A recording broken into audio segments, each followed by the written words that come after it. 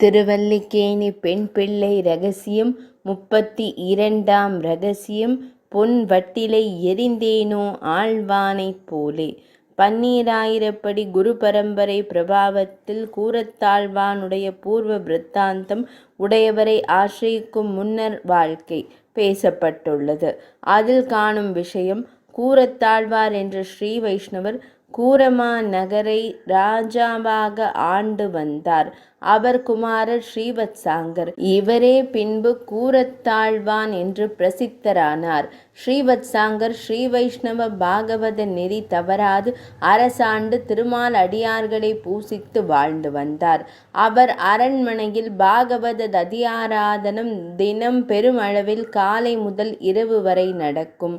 ஒரு நாள் அப்படி ததியாராதனம் முடிந்து வாயிற்கதவு சாத்தப்பட்ட போது அதிலுள்ள வெங்கல மணி ஒளி காஞ்சிபுரத்தில் சந்நிதியில் கேட்க, தாயாரும் பெருமாளும் திருக்கச்சி நம்பியின் ஆலவட்ட கைங்கரியத்தை அனுபவித்து ஏகாந்தமாய் இருக்கும் அளவிலே பெருந்தேவியார் பேரருளாளனே, இது என்ன மணியோசை என்று கேட்க, நம் கூரத்தாழ்வான் மாளிகை அடியார் ததியாராதனமான பின் மூடப்படுகிறது என்று அருளிச் செய்து ஆழ்வானுடைய சம்பத்தையும் விருந்தோம்பலையும் மெச்சி கூற, இது கேட்டிருந்த நம்பி பின்பொரு நாள் கூரத்தாழ்வானிடம் பெருமாள் உகந்ததை தெரிவித்தார்.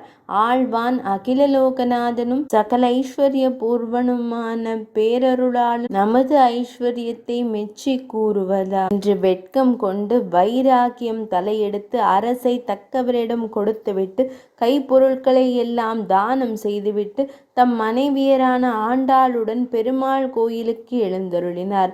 தனி வழியே வரும்போது தேவியார் வழியில் கள்ளர் பயமுண்டோ என்று வினவ, ஆழ்வான் கள்ளர் பறிக்க நம்மிடம் என்ன உண்டு என்று வினவ, வழியில் கனமிருந்தால் அல்லவோ வழியில் பயமுண்டு என்று மேலும் கூற, ஆண்டாள் தேவரீர் பாலமுது செய்யும் பொன் வட்டிலை மட்டும் கொணர்ந்தேன் என்றுரைக்க, ஆழ்வான் அதை தம் கையில் வாங்கி அங்கிருந்த புதர் ஒன்றில் வீசி எறிந்துவிட்டு, இனி வழி நடக்க பயமில்லை, போகலாம் என்று இருவருமாக கச்சியம்பதியை வந்தடைந்து பின்னர் ஸ்ரீராமானுஜரை ஆசிரியித்து அவருடன் திருவரங்கம் சென்றதாக வரலாறு. பொன் வட்டில் தன்னை எறிந்த புகழுடையோன் வாழியே என்று ஆழ்வானை பின்புள்ளாரும் உகந்து கொண்டாடினர்.